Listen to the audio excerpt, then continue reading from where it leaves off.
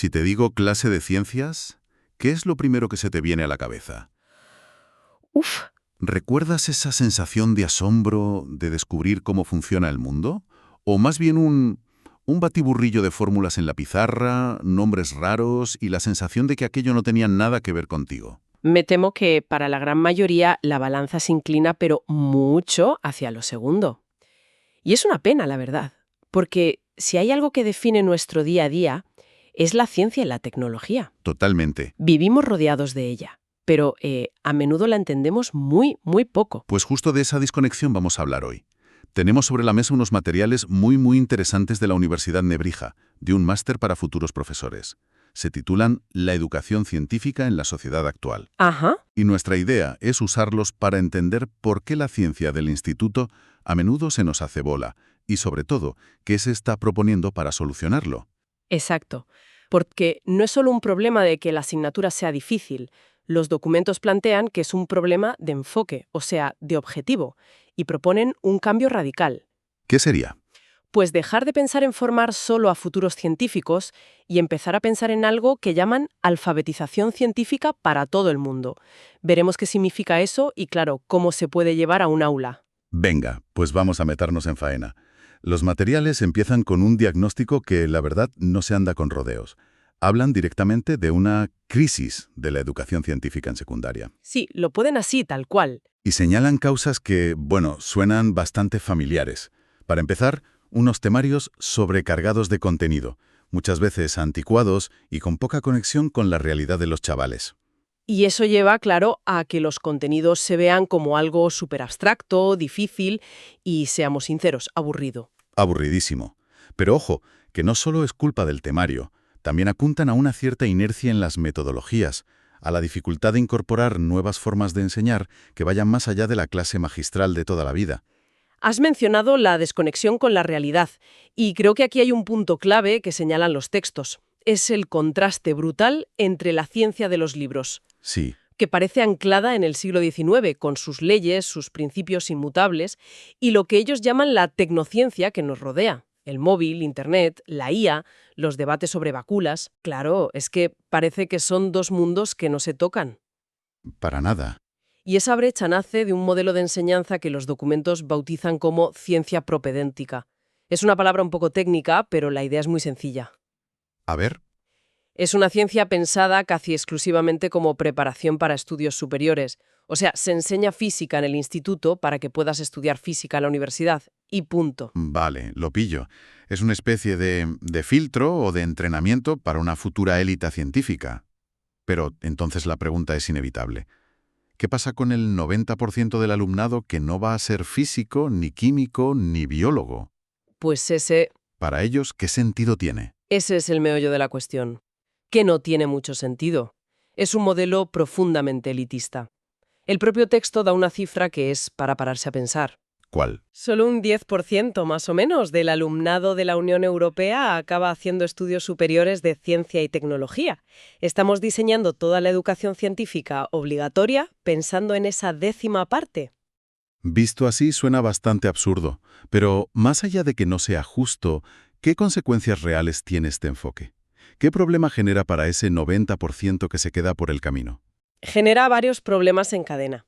El primero es que va en contra del principio de equidad de la enseñanza obligatoria. La educación básica es un derecho para todos, no una carrera de obstáculos para seleccionar a los futuros especialistas. Claro. El segundo problema es la utilidad. Lo que aprenden les sirve de muy poco en su vida presente. Se les dice, esto te servirá si un día estudias ingeniería, un futuro que la mayoría no tendrá, en lugar de, esto te sirve para entender el mundo de hoy. Y claro, si algo no te parece útil ni relevante, pues lo normal es que te genere rechazo o, como mínimo, indiferencia absoluta. Por supuesto. Genera desinterés y una brecha cultural tremenda. Fija que se produce una enseñanza asimétrica. Los estudiantes de la rama de ciencias siguen teniendo asignaturas de humanidades, como filosofía o historia. Sí. Pero los de humanidades no reciben una formación científica, con una perspectiva humanística, que les ayude a entender el impacto de la ciencia en la sociedad. Se consolida esa famosa división de las dos culturas. Espera, porque aquí viene lo que me parece una paradoja increíble. Si todo este sistema está diseñado para formar a la futura élite científica, uno esperaría que al menos para ellos funcionase de maravilla. Ya. Pero los documentos dicen que ni eso, que esta enseñanza, incluso para los futuros científicos, proyecta una imagen de la ciencia que es completamente falsa. Es que es la gran ironía. Se les presenta una caricatura de la ciencia. La idea de que la ciencia es obra de genios solitarios, casi siempre hombres, que tienen un momento de eureka en su laboratorio y descubren una verdad. Y se borra de un plumazo todo lo demás. Todo.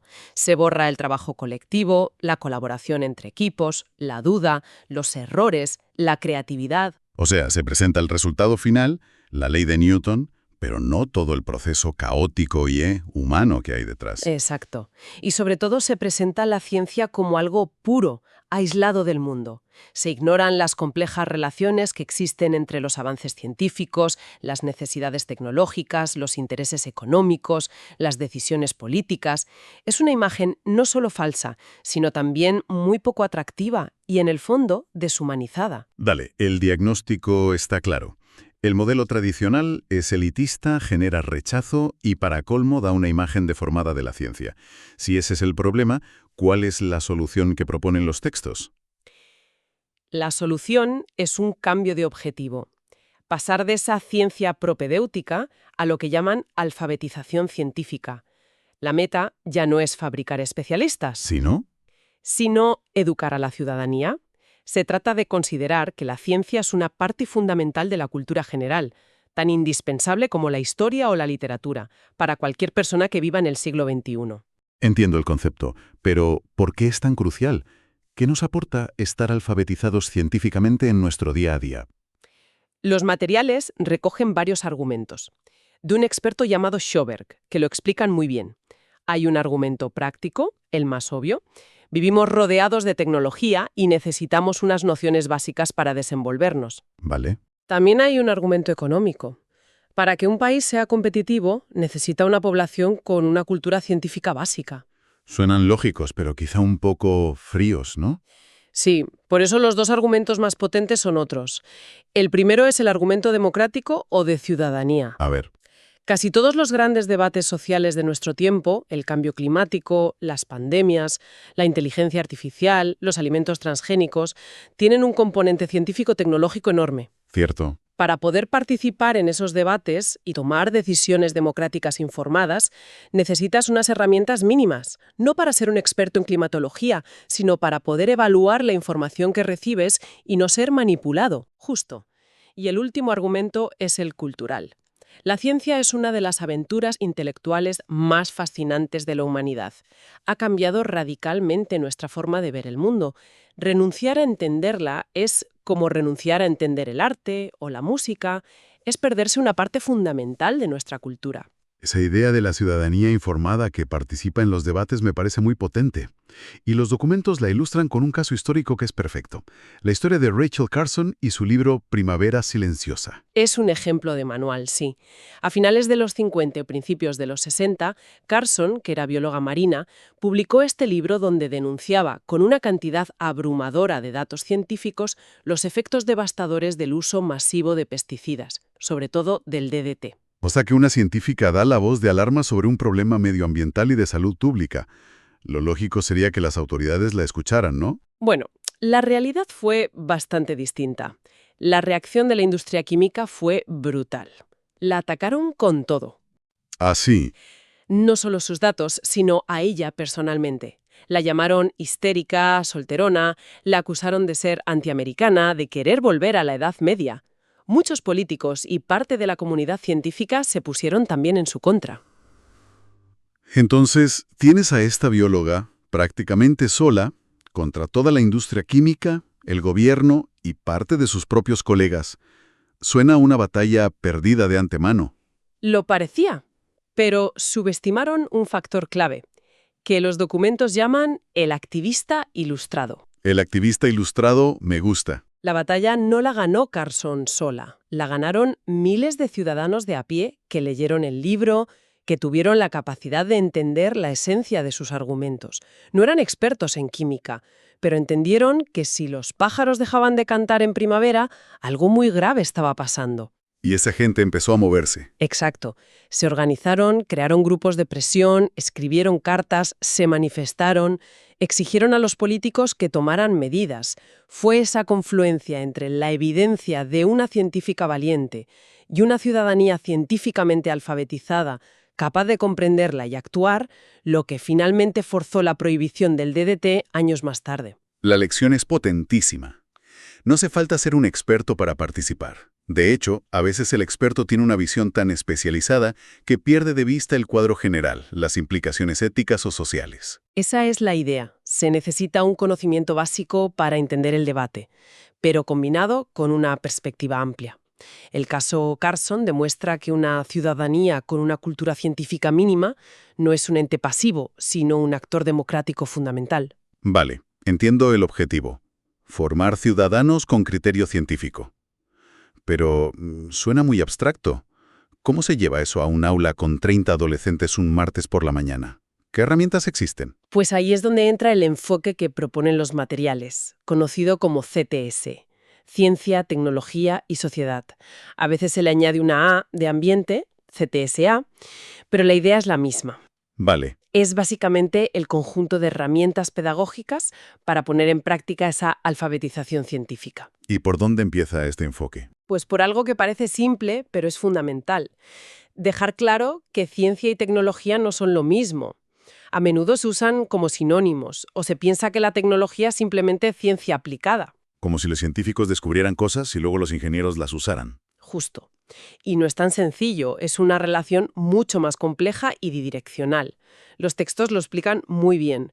Por ejemplo, su propósito es distinto. La ciencia busca explicar el mundo, ¿no? Entender el porqué. Exacto. Mientras que la tecnología busca producir objetos o soluciones. La ciencia se interesa por lo natural, lo que ya existe. La tecnología por lo artificial, lo que podemos construir. Y el proceso también es diferente. La ciencia es más analítica, descompone la realidad para estudiarla. La tecnología es sintética, combina elementos para crear algo nuevo. Justo. Y el resultado final también.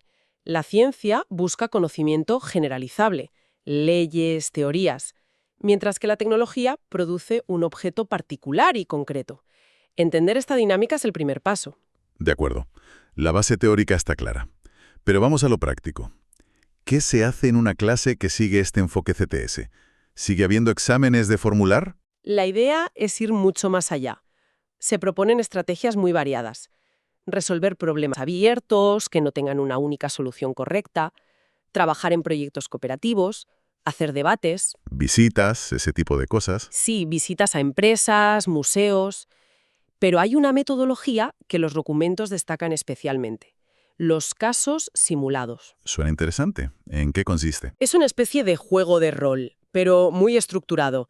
Se parte de una noticia, real o ficticia, que plantee un dilema sociocientífico complejo. El ejemplo que ponen es muy bueno. Una noticia sobre una farmacéutica que quiere probar una nueva vacuna contra el SIDA en varios países africanos. Ahí se abren un montón de melones a la vez. Éticos, económicos, sanitarios, políticos. Exacto. El primer paso es analizar la noticia e identificar a todos los actores sociales implicados.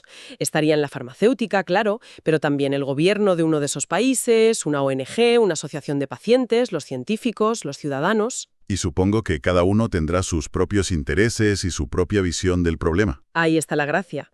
La clase se divide en grupos y a cada grupo se le asigna el rol de uno de esos actores. Su tarea es investigar a fondo la postura de ese actor. Ponerse en su piel. Totalmente. ¿Qué argumentos usaría la farmacéutica? ¿Qué miedos tendría la población local? ¿Qué condiciones pondría el gobierno? Tienen que buscar información, preparar sus argumentos y finalmente participar en un gran debate o una simulación de una negociación para intentar llegar a un acuerdo. El brillante. Porque no solo aprenden la ciencia que hay detrás de la vacuna, sino que aprenden a argumentar, a empatizar con posturas distintas y a ver que en estos temas no hay respuestas fáciles ni en blanco y negro. Justo. Aprenden a navegar la complejidad, que es una habilidad clave para la ciudadanía del siglo XXI. Y todo esto me lleva a la última parte del análisis, que para mí es la raíz de todo el problema. Porque más allá de los contenidos o las metodologías, lo que parece estar más equivocado es la imagen misma de la ciencia que transmite la escuela. Es el cimiento sobre el que se construye todo. Si la idea de base sobre qué es y cómo funciona la ciencia está distorsionada, todo lo que construyas encima será inestable. Los materiales dedican un apartado entero a desmontar estas visiones deformadas. Sí, y es un ejercicio muy interesante pensar en nuestra propia experiencia escolar mientras la repasamos. Por ejemplo, mencionan la visión descontextualizada, la idea de que la ciencia es una actividad pura, neutra, que ocurre en una torre de marfil. Al margen de la sociedad, de la política, de la economía. Exacto. Y muy ligada a esa está la visión individualista y elitista que ya comentamos, la ciencia como obra de genios solitarios. Se estudian las leyes de Newton o de Einstein, pero no los cientos de científicos que colaboraron, compitieron. Hay una que me parece que está en la base de muchos malentendidos. La llaman visión empírica inductivista. Es la idea de que los científicos simplemente observan la realidad de forma objetiva y de ahí extraen las leyes. Como si su mente fuera una página en blanco. Justo. Exacto. Por eso los experimentos escolares a menudo se sienten como seguir una receta de cocina. Mezcla esto con esto y observa. Se ignora por completo el papel de las ideas previas, de las hipótesis, de la creatividad. La ciencia no empieza observando, empieza con una pregunta. Y la prima hermana de esa visión es la rígida y algorítmica, la creencia en que existe el método científico, así, con mayúsculas. Una serie de pasos infalibles que si los sigues, llegas a la verdad.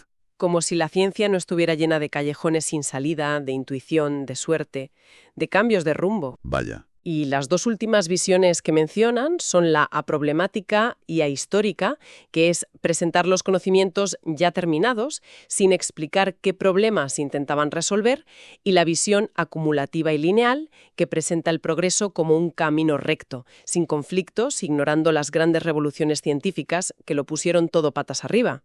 Cuando las escuchas todas juntas te das cuenta de que la imagen que nos llegó en el colegio era una caricatura casi completa. Totalmente.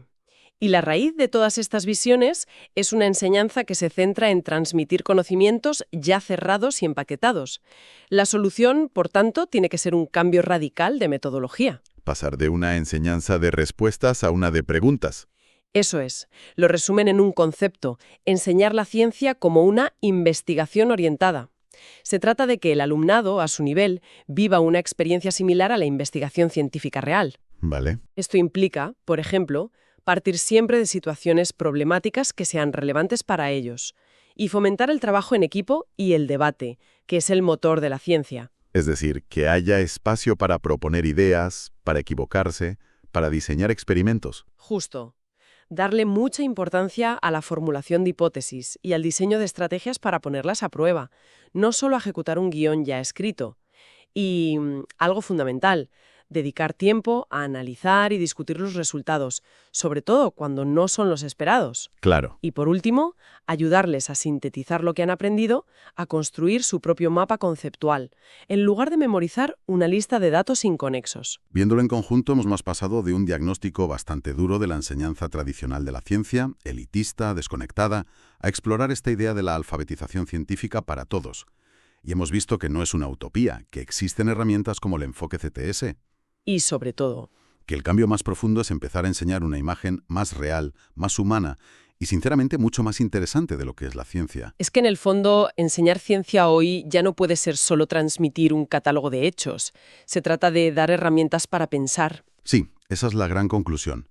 Se trata de equipar a las personas para pensar críticamente, para entender la complejidad del mundo en que viven y para poder participar de forma responsable en las decisiones de una sociedad que, nos guste o no, está definida por la ciencia y la tecnología. Y eso nos deja con una pregunta final, una reflexión que los propios materiales sugieren.